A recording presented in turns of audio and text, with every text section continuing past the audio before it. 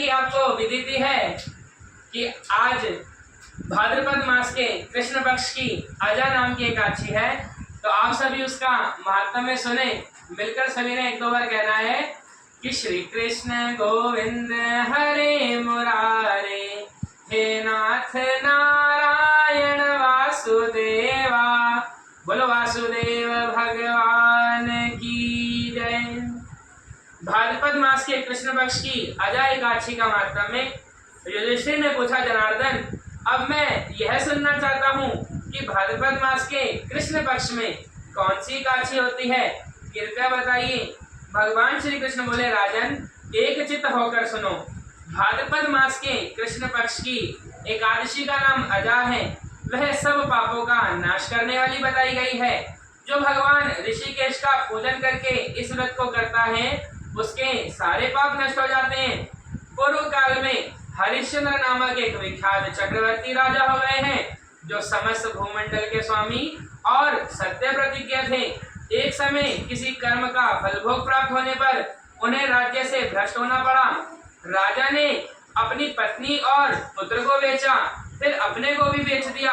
पुण्यात्मा होते हुए भी उन्हें चंडाल की दास्ता करनी पड़ी। वे मुर्दों का कफन लिया करते थे। इतने पर भी नृपश्रेष्ठ हरिश्चंद्र सत्य से विचलित नहीं हुए। इस प्रकार चंडाल की दास्ता करते उनके अनेक वर्ष व्यतीत हो गए। इससे राजा को बड़ी चिंता हुई। वे अत्यंत दुखी होकर सोचने लगे, क्या करूं, कहां जाऊं, कैसे मेरा उद्धार होगा। इस प्रकार चिंता करते करते वे शोक के समुद्र में डूब गए। राजा को आतुर जानकर कोई मुनि उनके पास आए। वे महर्षि गौतम थे। श्रेष्ठ ब्राह्मण को आया देख नृपश्रेष्ठ ने उनके चरणों में प्रणाम किया और दोनों हाथ जोड़ गौतम के सामने खड़े होकर अपना सारा दुखमय समाचार कह सुनाया। राजा की बात सुनकर गौतम ने कहा, राजन भादो की कृष्ण पक्ष में अत्यंत कल्याणमयी अजा नाम की एकादशी आ रही है, जो पुण्य प्रदान करने वाली है। इसका व्रत करो, इससे पाप का अंत होगा। तुम्हारे भाग्य से आज के 7वें दिन एकादशी है। उस दिन उपवास करके रात में जागरण करना।